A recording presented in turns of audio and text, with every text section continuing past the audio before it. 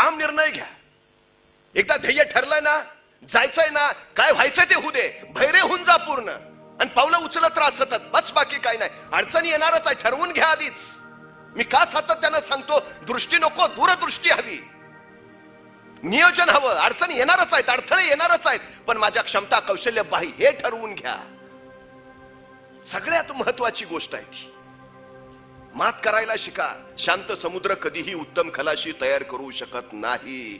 समुद्र उधाणलेला असला, लाटावर लाटा कोसळत असल्या, वादळ वारं सुटलेलं असलं, आणि या सगळ्या संकटांशी झुंजत ज्यावेळी तुम्ही पलीकडच्या किनाऱ्यावर पोहोचाल, त्यावेळी तुम्ही सर्वोत्तम मानले जाल. सर्वोत्तम व्हायचं आहे ना, हे यायलाच हवं. सगळ्यात महत्वाची गोष्ट.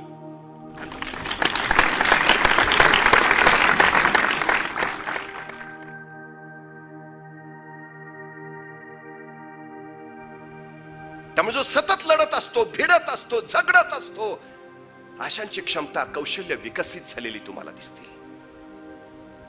जी सतत सावलीत असतात त्यांची थोड्या उन्हानंही दमचाक होते. त्यातून आमची व्यवस्थाच अशी आहे, म्हणजे आमचा मुलगा लहानपणी रांगत रांगत अंधाऱ्या खोलीकडे निघाला की मागणं दटावलंच, ए नको जाऊ, भाऊ आहे. तो तिथनच गर्दीशी फिरत. तो भाऊ त्याच्या डोक्यात इतका बसतो की पुढे 2 पोरांचा बाप झाला तरी तो अंधारात जात नाही. मला गणितच कळत नाही. पण तुम्ही कुणी भाऊ बघितलाय का? कोणाला दिसलाय का? तो कशाला भीतीचा भाऊ त्याच्या डोक्यात घालतो आम्ही, मला कळत नाही. दोबळट नेबळट करून टाकतो. अडचण काय आव त्याला सांग ना. जातोय ना अंधारात, जाऊ दे. दिवसा सूर्य असतो म्हणून उजेड, रात्री सूर्य नसतो म्हणून अंधार. बाकी बदल काहीच नसतो, सगळं जसेच तसंच असतं. काय होईल जास्तीत जास्त दिसणार नाही अंधार, थोड नाही दिसू दे, ठेचकाळेल, ठीक आहे, पडेल, पडू दे ना, लागेल होऊ दे ना, रक्त येऊ दे ना, वेदना होईल होऊ दे ना. अरे हे सगळं सोसेल, सहन करेल, त्यावेळी तर संकटांशी भिडायचं सामर्थ्य त्याच्यात येईल. भिडू द्या ना. कुतूहल का मारता त्याच? सतत भीती भीती भीती कशासाठी? ते स्पर्धा परीक्षांबद्दल सुद्धा तसंच आहे. कठीण असतं बरं. काहीतरी दुसरा पर्याय ठेव. अनेकांनी नुसतीच आयुष्य वाया घालवलीत. आता एसटी ड्रायव्हर आहे. कुणाला सांगता कलेक्टर व्हायला निघालाय त्याला. कशासाठी? क्षमता प्रत्येकात आहे, सामर्थ्य प्रत्येकात आहे. एकतर पहिली ओळख करून घ्या. एकदा सामर्थ्याची ओळख झाल्यावर त्याला विकसित करायला लागा. आणि दुसरी महत्वाची गोष्ट मी सातत्यानं सांगतो, कुणाचं फार ऐकू नका. मला एक सांगा, अभ्यास कोण करणार? परीक्षेला कोण बसणार? पर नोकरी पुढे कोण करणार? मग त्याचं ऐकायचं काय करणार?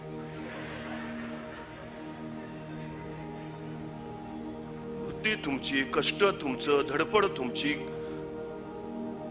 त्यात अडचण काय झाली? आपल्याला सवय सल्ले विचारायची. मग कसं करू? मग तो काय 3 वेळा कलेक्टर झालाय?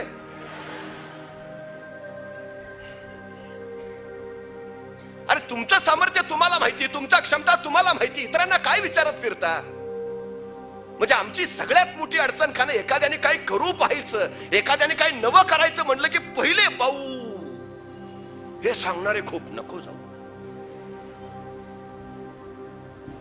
एक गाव होतं छोटस. गावाच्या बाहेर एक टेकडी होती. त्या टेकडीवर आतापर्यंत कुणीच गेलं नव्हतं. कुणी तिकडे फिरकतही नव्हतं. लोकांच्या डोक्यात पक्क बसलं होतं, त्या टेकडीवर कुणी जात नाही, आतापर्यंत कुणीच गेलं नाही. आणि जो गेला परत दिसला नाही. कुणीच फिरकत नव्हतं हो तिकडं. इतकी डोक्यात भीती भीती त्या टेकडीची, काय जायला नावच.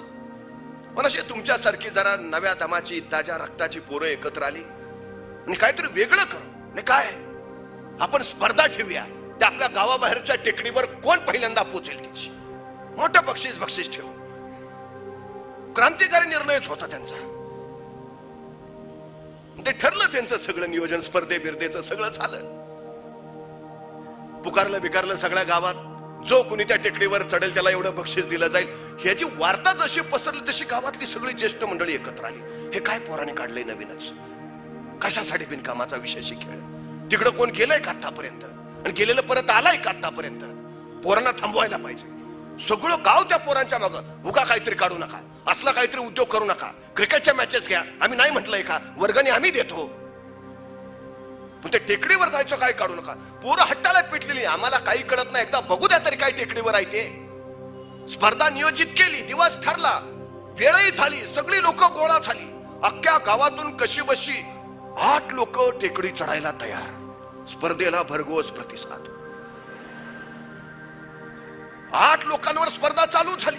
तरी ज्येष्ठ मंडळी सांगतातच, कशासाठी नसतं धाडस करता? दुसरे काही कामं नाहीत का? जगात कर्तृत्व गाजवायला दुसऱ्या काही संधी नाहीत का? टेकडीवर गेलंच पाहिजे का? नाही गेलं तर काय बिघडणार आहे का? तिथं काय सोन्याची खाण आहे का? कुणी सांगितलंय? आई बापाला काय आणखी 4-5 आहेत का? कशासाठी धडपड करता येईल?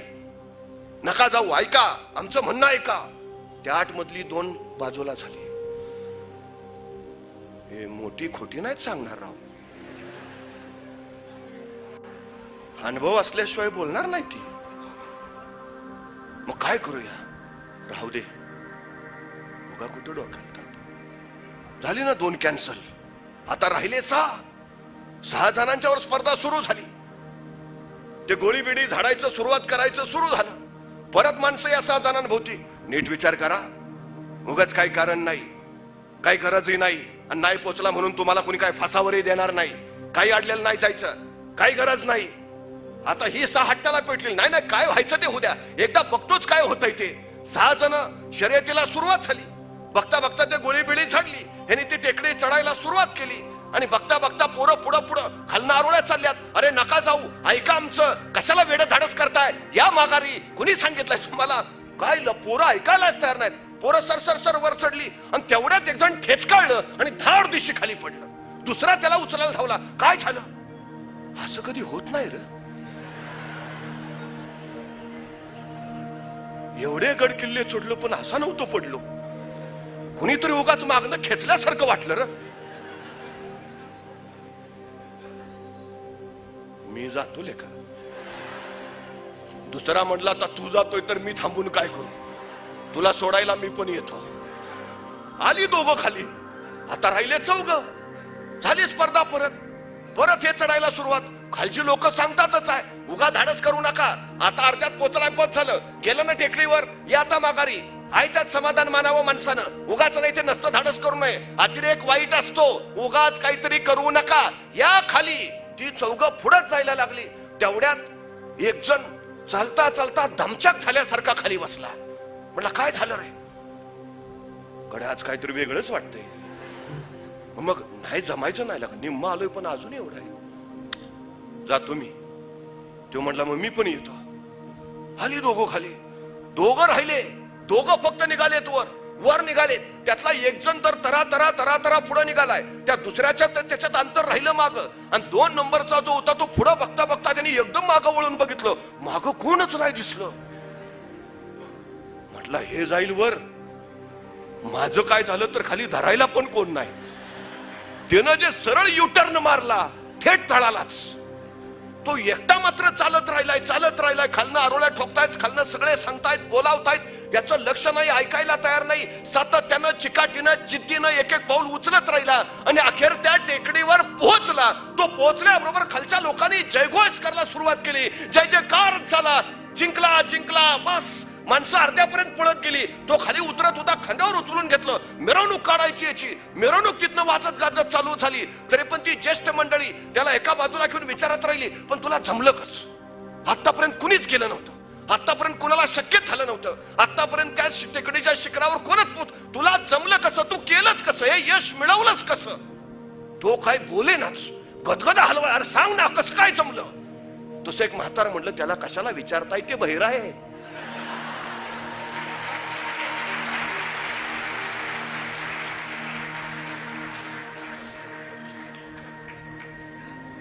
मी सरळ सांगतो, तुम्ही स्पर्धा परीक्षेचा अभ्यास करताना निकाल लागेपर्यंत बहिरे व्हा.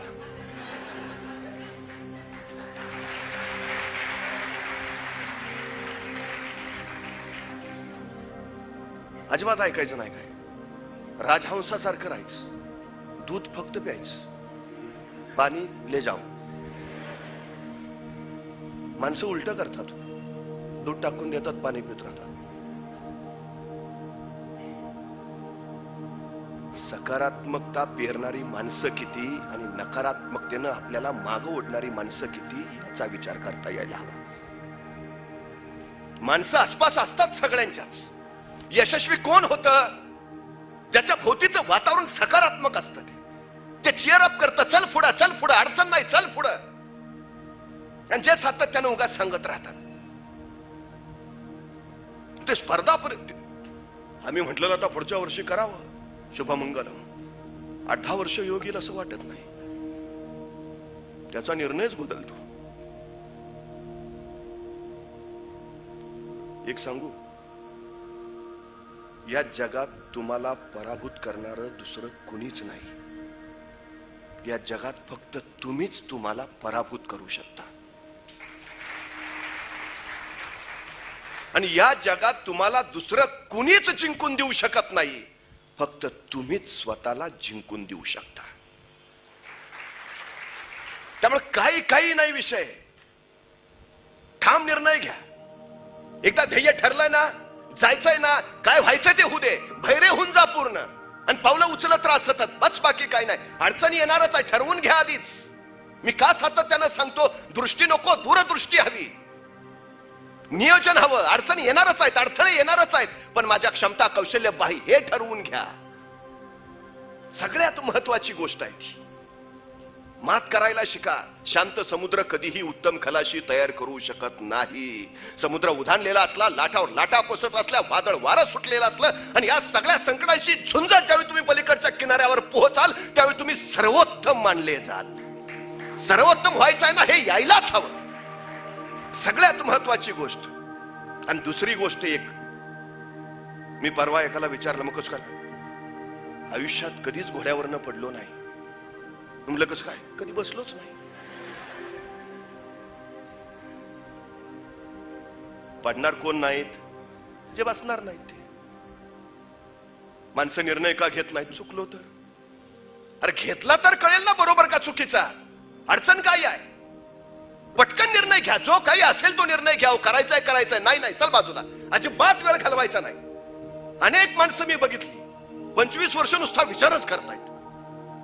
50शीत कळतं, विचारलं असतं तर बरं झालं असतं. आता उपयोग काय आहे?